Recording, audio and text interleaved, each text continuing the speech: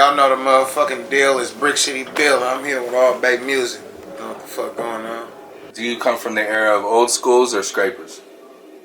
Mixture of both. Mixture of both? Yeah, I was raised around a lot of older people. Right. But don't get me wrong, I still love scrapers. Like, it's still imprinted in my head. Like, you feel me? Like, an old box Chev is just, like, how do you ever not, like... You gotta go with the old school box Chev. That's classic. You feel me? You got to. That's town business. You gotta go with that. But also, you can't forget about the scrapers. I just literally had a GS Regal on H. You feel me? And some little shit, went to jail, all type of shit, but you know how that shit go. Went to the feds and shit. I always think about that, like living in Oakland. I lived on 73rd for a long time, and there was this dude, Marlo. He used to ride up and down the street, and he'd have his box Chev. And I feel like he was famous because his shit was just that tight. You know what I'm saying? Oh, mama. Like, motherfucker have the right car in the town, you ought to be famous off that one car. Motherfucker know you. Yeah, like, for real. It's a good and bad thing. Like, for real. Like, it just depends how your card is looking at that time. My mama. Like, if you a genuine nigga, it don't matter. You can go everywhere. But if you one of them hot motherfuckers, yeah. You better ride that motherfucker out the way or some car shows or make sure you moving like the president. Right. That's it. How long have you been making music? To be honest, bro, I've been making music. I came out with my first mixtape when I was 12 years old. Huh. Yeah, I did it all by myself. Type shit. You know, my father being like, how could I say, a major motherfucker, like back in digital underground type shit. You know, like you know, back in them days. You know, like Saphir that passed away. That was my uncle. That was my daddy's best friend. Type shit. Wow. Yep. If you look on AutoZone right there on 101st and E1, you gonna see Pops up there. You feel me? That's that's Pops. That's my daddy for sure.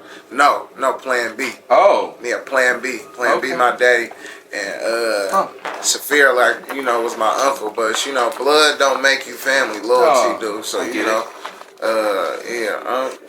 Saphir, that's though. He was just living with us. You feel me? Like sons, all this shit. We all locked in. Yeah, I relate. I came from the same era, and so like Digital Underground, that was like one of the first groups I got to work with. So like I've been around all them. Yeah, sure. I'm old enough to know, but I'm old enough. I can say, you know, hearing stories about that. You know, my father passed when I was 2, so you know, it's always motherfuckers coming up. Oh, your daddy used to do this. Your pops used to do that. Or you know, yo, woo, blase, blah. But you were so young. Yeah, just so young. It's just like it's hard for you to like take in a story like that. I take it in, but I don't forget shit. So I remember something and then it come back. It didn't hit me when I was younger, but it hit me when I'm older. Type shit. You feel me? Just like that. Like, just to be honest with you. So you know. It is what it is, though. But you know, shit in me. It ain't on me. And you know what's crazy? You could be signed to a major record company, okay, and they are not going to do what FOD would do. And I mean that in a way where it's like because if you think about it, Cats is always going somewhere, right? You guys are always going somewhere. Yeah. You guys are like all up in. I think the second biggest market for the Bay Area, which is Phoenix. I think that's like honestly the second biggest market, especially for Filthy Rich too. Like you can see like that Scottsdale run is not only a fucking blast of a fun time, right? Like come on, let's be real. It's so fun out there, right? Like come on. I know you got crazy stories. What? Listen, I ain't gonna lie. I seen that and I was just like, it just opened up my eyes. I bet it did. It opened up my eyes. But before that, I was, you know, shit, wherever we had to go, I was there. You feel me? I'm showing up to everything. As long as my PO let me type shit. You know, I got to ask my PO to do this. With the feds, they be more on your back.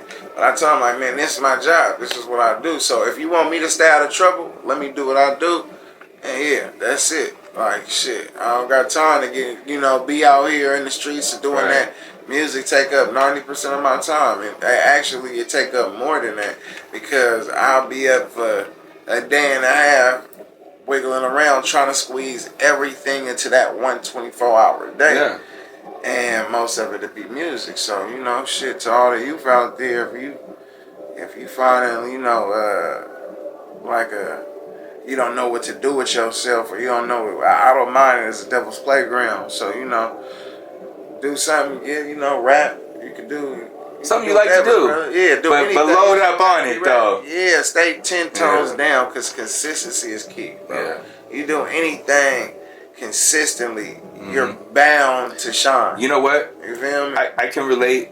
I can even hear Filthy Rich saying it in one of the interviews I did with him, where he was just like, that was the first thing he said. He's like, I've been consistent.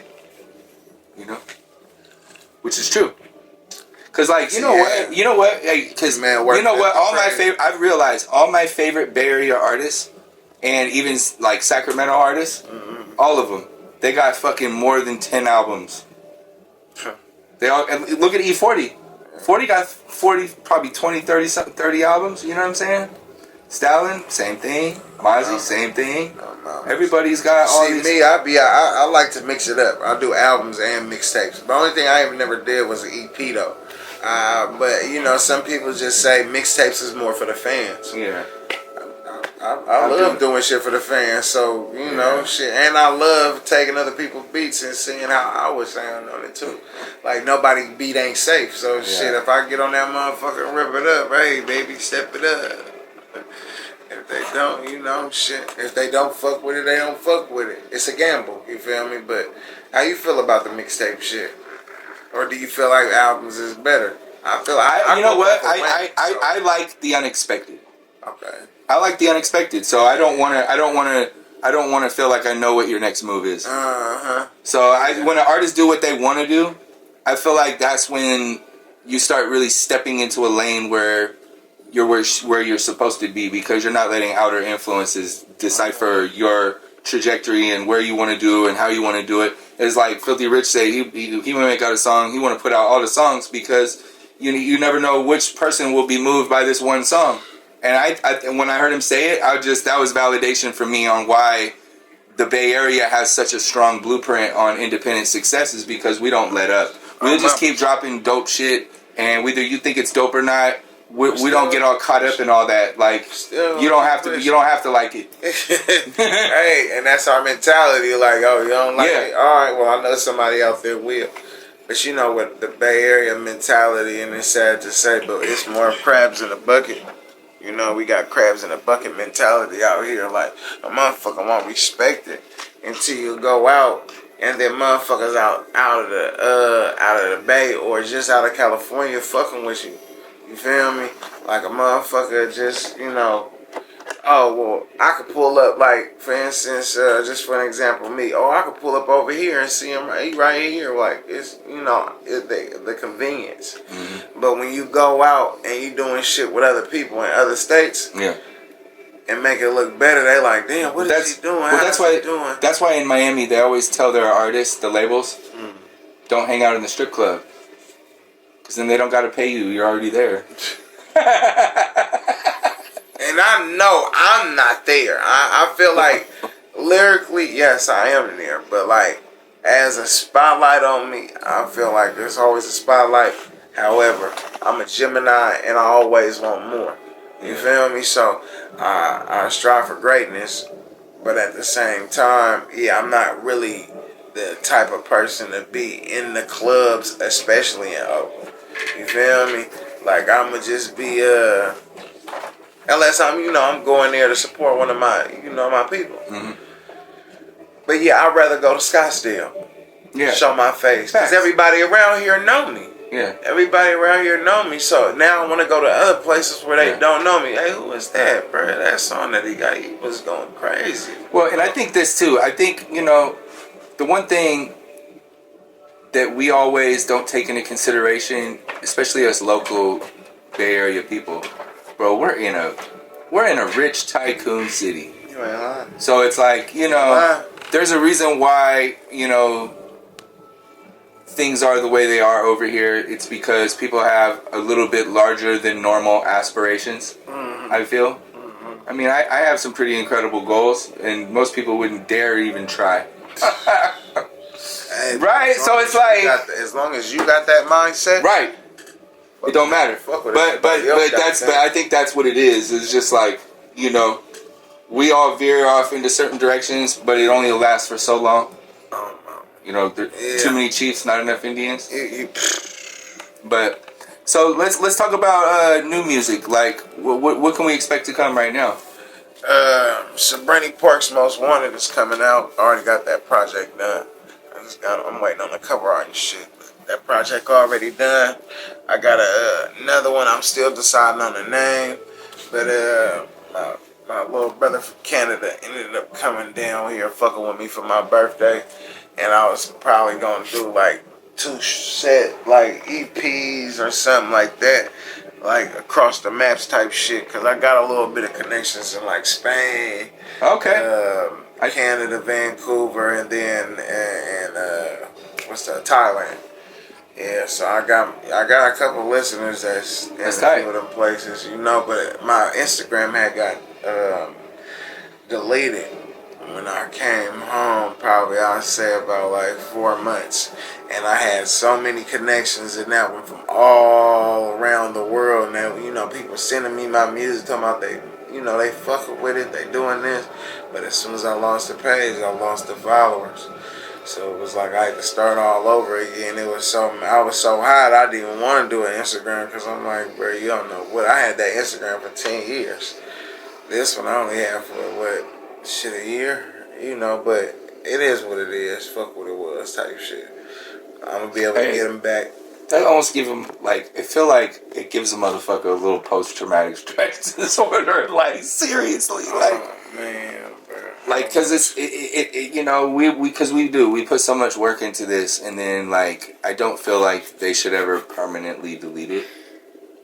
Like, I feel like they should maybe put us on timeout for a while. But, like, even if you took my account for 3 months and I couldn't get in, but I could after 3 months, at least I didn't lose all my pictures, my contacts. Memory, all type of shit, bro. Like, like, we shouldn't just be dead. Like, we should be going to jail maybe, like, for it, but not like get the death penalty on the whole account. You know what I'm saying? Like, and the whole reason with mine, I thought it was because of this, sir, because that's all I really to be posting.